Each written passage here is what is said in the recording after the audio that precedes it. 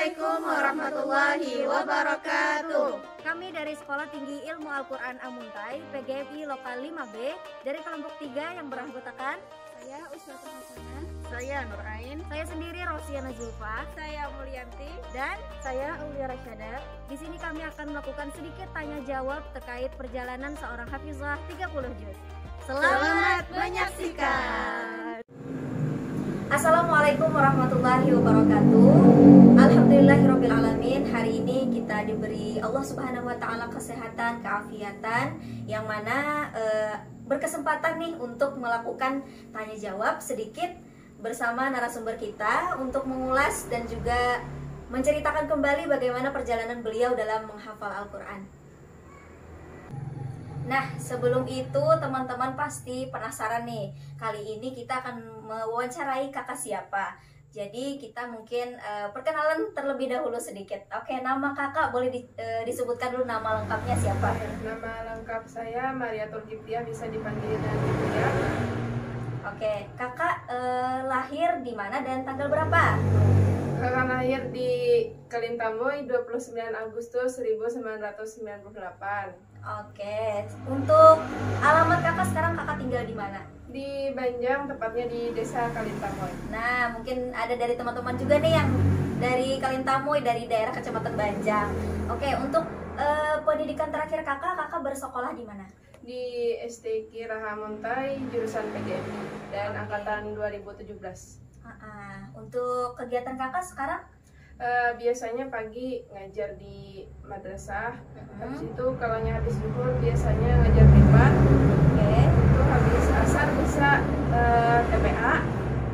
Dan biasanya habis maghrib ada anak-anak yang dari desa sini ingin mengaji di sini. Masya Allah, sangat menginspirasi nih teman-teman. Dari situ aja kita udah tahu nih kalau kakaknya ini penuh dengan motivasi kehidupan ya untuk kita semua para remaja.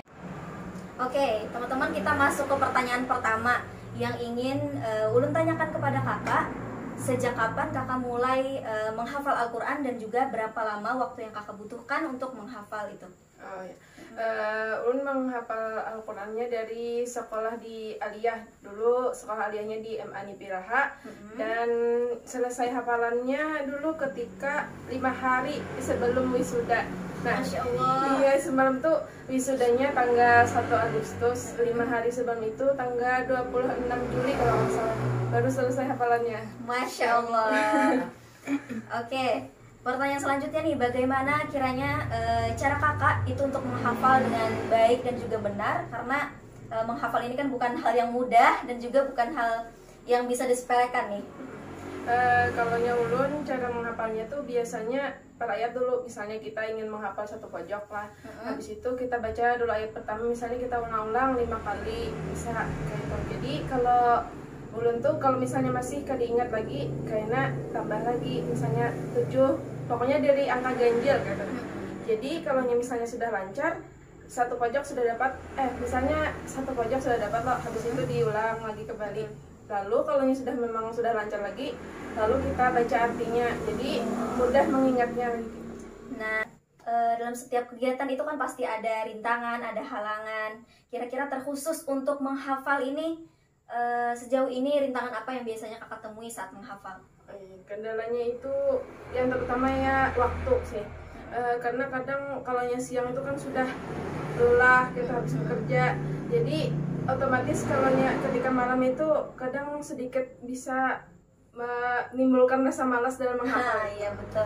Sama seperti kita juga nih para mahasiswa yang kadang-kadang kalau udah ngerasa capek, udah males tuh buat buka Qurannya lagi gitu ya kak ya. Oke, selanjutnya kak, di mana biasanya tempat ternyaman kakak untuk menghafal itu? Itu tuh sebetulnya tergantung mood kita biasanya. Kalau ulun biasanya bisa di kamar, bisa di belakang rumah, misalnya. Ya tergantung mood aja. Oke, terus kalau waktu biasanya kapan waktu efektif dari kakak untuk menghafal? Oh iya, kalau waktu itu kalau siang jarang, kecuali kalau hari Jumat, soalnya hari Jumat libur untuk mengajar nih, jadi biasanya dimaksimalkan di hari Jumat. Habis itu kalau misalnya selain hari Jumat itu biasanya malam, karena kayak sekitar jam 11 jam 12 itu tuh kan sudah sunyi. Jadi bisa fokus gitu. Oke. Jadi dari kakaknya ini benar-benar memaksimalkan waktu untuk menghafal. Jadi tergantung nih waktu efektifnya kapan kosong gitu kayak. Oke, selanjutnya siapa yang sosok yang menjadi panutan kakak dalam menghafal? Yang terutama itu ya keluarga ya, yang pastinya kedua orang tua. Biasanya kalau misalnya memang kita tuh sudah lelah dalam misalnya nih, saya tuh udah malas, sudah putus asa gitu dalam menghafal nih, misalnya pokoknya nggak bisa, tapi bila misalnya melihat teringat wajah abah, mama, nah itu tuh otomatis kita tuh bisa semangat lagi menghafalnya. Masya Allah.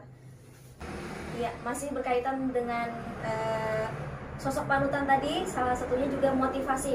Apa motivasi kakak dalam menghafal Al-Quran? Ya, motivasinya itu ingin menjadi, terutama ya ingin menjadi penolong kepada keluarga kita ketika di akhirat nanti. Ya pokoknya motivasinya semata-mata ya untuk keluarga. Oke, terus Kak, yang terakhir apa pesan-pesan kakak untuk teman-teman mahasiswa nih yang sedang berjuang menghafal Al-Quran, khususnya di sekolah kita, Sekolah Tinggi Ilmu Al-Quran Amuntaib? Oke, pesannya ya pokoknya tetap semangat menghafalnya. Pokoknya kita yakin kita bisa. Kalau misalnya dalam diri kita itu memang tumbuh, kita tuh yakin bisa, insya Allah seberapa lelahnya kita pasti kita bisa untuk menghafal. Masya Allah. Nah teman-teman, itu tadi sedikit kisah perjalanan kakak Mariatul sebagai seorang penghafal Al-Quran. Nah, yang mana dapat kita petik atau kita ambil pelajaran bahwasanya segala sesuatu yang kita lewati itu pasti ada lika-likunya. Terkhusus untuk menghafal Al-Quran, yang mana perlu kita tanamkan di dalam hati kita bahwasanya kita bisa, kita yakin kita mampu, maka Allah insya Allah akan memberikan jalan yang terbaik untuk kita semua. Ya, tidak lupa juga kami ucapkan terima kasih kepada Kak Mariatul yang mana sudah berbagi sedikit kisahnya nih untuk kita sebagai motivasi dan juga penyemangat untuk senantiasa selalu berusaha dan yakin bahwasanya kita bisa menghafal 30 juz. Hafizlah 30 juz, bisa!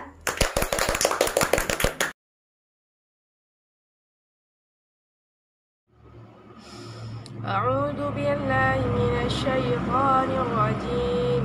بسم الله الرحمن الرحيم. تبارك الذي بيده الملك وهو على كل شيء قدير. الذي خلق الموت والحياة ليبلوكم أيكم أحسن عملا وهو العزيز الغفور. الذي خلق 7 سماوات طباقا ما ترى في خلق الرحمن من تفاوت فارجع البصر هل ترى من فطور ثم ارجع البصر كرتين ينقلب إليك البصر خاسئا وهو حسير. ولقد زينا السماء الدنيا بمصابيح وجعلناها رجوما للشياطين وأعتدنا لهم عذاب السعير. وللذين كفروا بربهم عذاب جهنم وبئس المصير. إذا ألقوا فيها سمعوا لها شهيقا وهي تفور تكاد تميز من الغيظ كلما ألقي فيها فوج سألهم خزنتها ألم يأتكم نذير قالوا بلى قد جاءنا نذير فكذبنا وقلنا ما نزل الله من شيء إن أنتم إلا في ضلال كبير. وقالوا لو كنا نسمع أو نعقل ما كنا في أصحاب السعير فاعترفوا بذنبهم فسحقا لأصحاب السعير. إن الذين يخشون ربهم بالغيب لهم مغفرة وأجر كبير.